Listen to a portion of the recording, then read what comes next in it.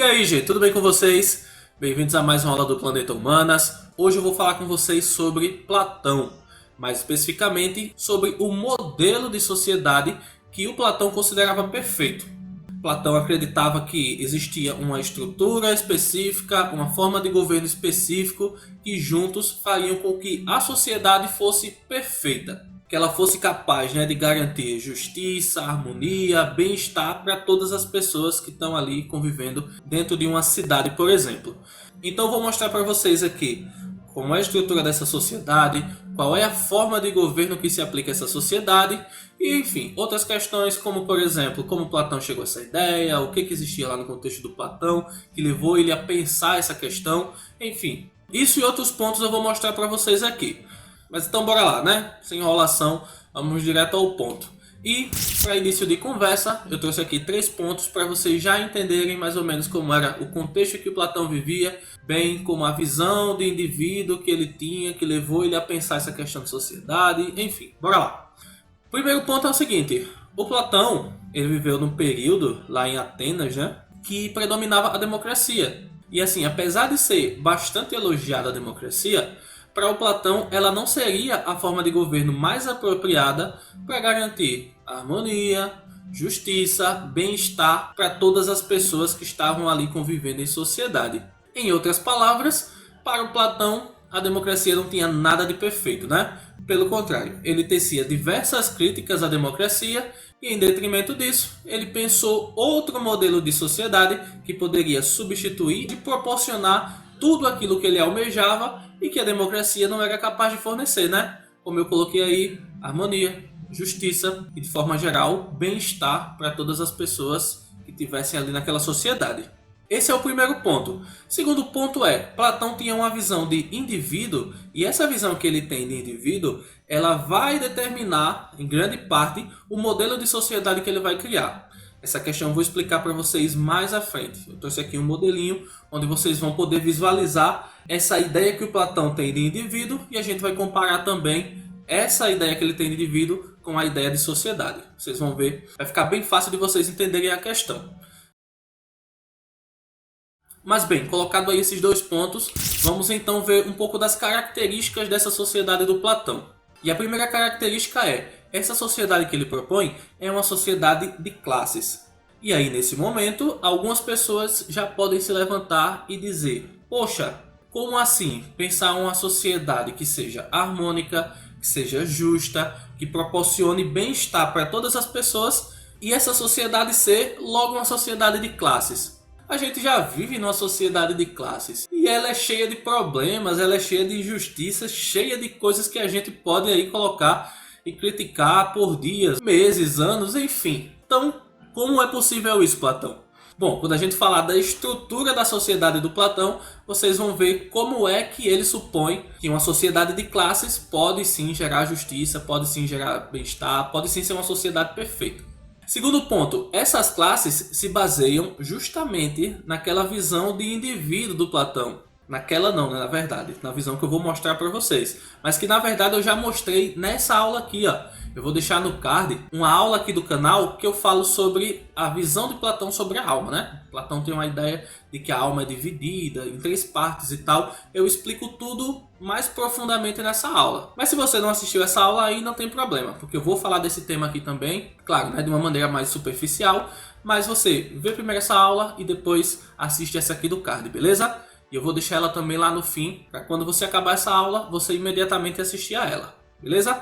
Bora lá! Então, essa sociedade que o Platão idealizou, essa sociedade perfeita, se baseia nessa visão de indivíduo, mais especificamente nessa visão de que a alma é dividida em 3 partes. Como eu coloquei aí, a ideia da alma tripartite. Nesse sentido, a sociedade para o Platão vai ser, digamos que um reflexo macro dessa visão que ele tem de indivíduo. Calma aí que eu vou entrar mais a fundo nessa questão já já. E aí mais um ponto importante para vocês se ligarem, um ponto que inclusive eu já falei em alguns momentos aqui nessa aula mesmo, é que esse modelo que o Platão pensa de sociedade é um modelo idealizado, ou seja, ele pensa assim, a perfeição de sociedade. Segundo Platão, é possível alcançar esse estado de sociedade perfeita e esse estado seria alcançado ou consolidado em longo prazo. Pensando assim, né? No princípio, quando fosse implantado esse modelo de sociedade, haveriam sim alguns problemas, visto que as pessoas ainda estariam pensando da forma da sociedade antiga, né? Do modelo antigo. Enfim, isso geraria conflitos, problemas de adaptação, mas em longo prazo isso seria resolvido, principalmente por intermédio da educação. Nas ideias de Platão seria passado para as crianças um mito que a sociedade foi construída daquela forma, porque foi os deuses que quiseram assim, enfim. Com o passar do tempo, né, passando as gerações, isso ia se tornar uma ideia comum a todos. Todos estariam nesse sentido alienados a essa ideia e a sociedade funcionaria plenamente, né, da maneira como Platão propôs, da maneira como ele almejava. Pois bem, visto aí essas características, vamos agora entrar especificamente naquelas duas questões que eu passei para vocês, né? Modelo de homem, modelo de sociedade e como essas duas coisas se relacionam. Então bora lá. Primeiramente entender essa questão da tripartição da alma.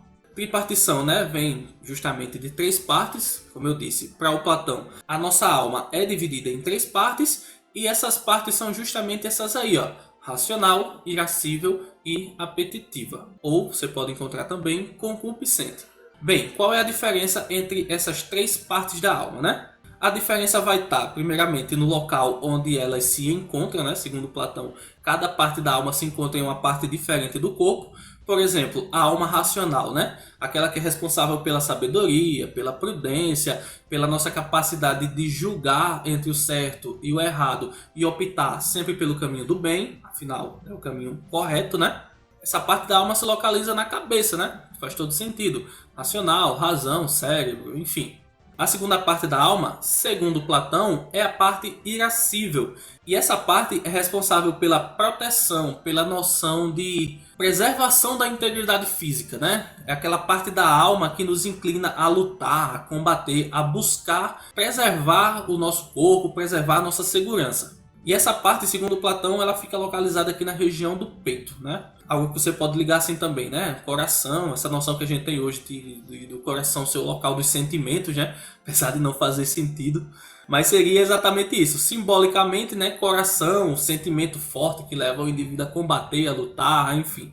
E a terceira parte é a parte apetitiva. Essa parte, ela fica aqui na região do baixo ventre, né? Onde está aqui o estômago, as partes íntimas também. E essa parte da alma, ela é responsável pelo desejo, pelos impulsos, sejam os desejos relacionados à reprodução, sejam os impulsos relacionados a querer coisas, né? Por exemplo, eu quero comer uma coisa muito gostosa. Essas questões estão relacionadas a justamente essa parte da alma aí, apetitiva ou concupiscente. E algo importante também é que essa parte da alma está relacionada à manutenção da existência. Essa parte da alma é que nos inclina, por exemplo, a satisfazer necessidades básicas, construir e produzir coisas para a gente manter realmente a nossa existência, entendeu? Comer, dormir, coisas básicas do nosso dia a dia. Então, essas são as três partes da alma e o que é que eu queria destacar aqui para vocês, para facilitar o entendimento de vocês sobre como isso vai se ligar com a questão lá da sociedade. Imagine que essas três partes da alma podem ser, digamos, mais destacada em algumas pessoas. Ou melhor, uma parte pode se destacar mais para alguma pessoa, outra parte pode se destacar mais para outra.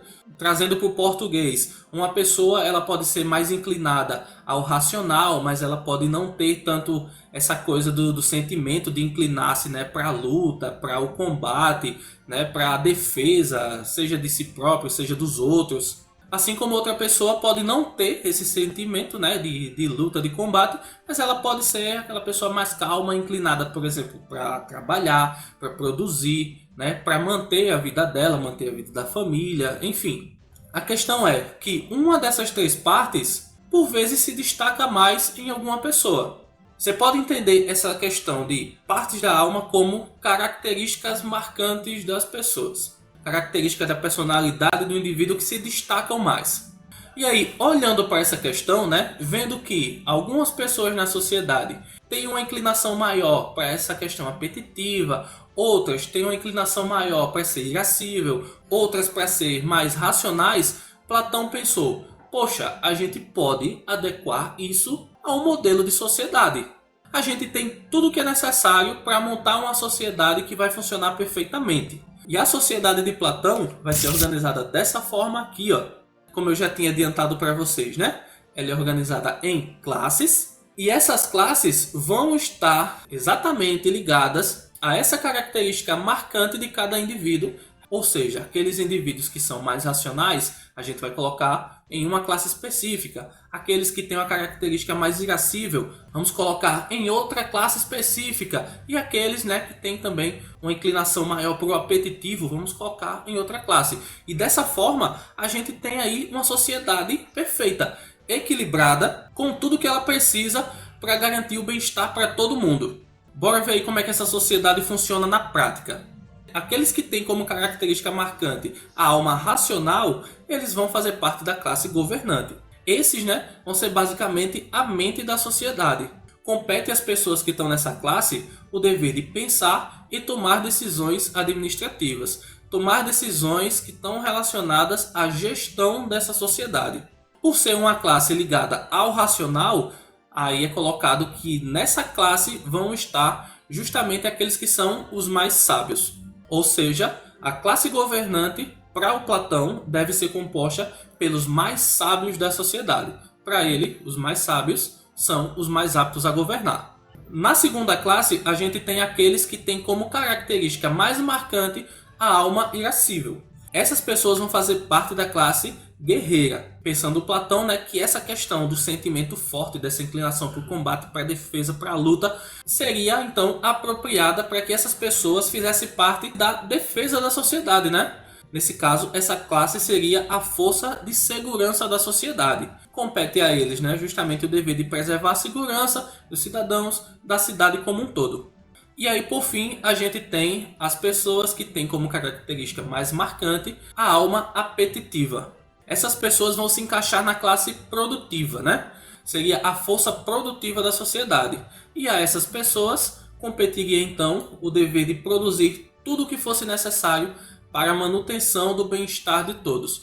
E quando eu falo assim, produzir tudo, pense, por exemplo, em questões materiais, né? Construir coisas, plantar, produzir alimentos, enfim, tudo que for necessário para garantir o funcionamento como um todo, a manutenção do corpo da sociedade, entendeu? Alimentar e construir tudo o que for necessário para que todos ali, para garantir que todos ali estejam vivendo bem, sem faltar nada.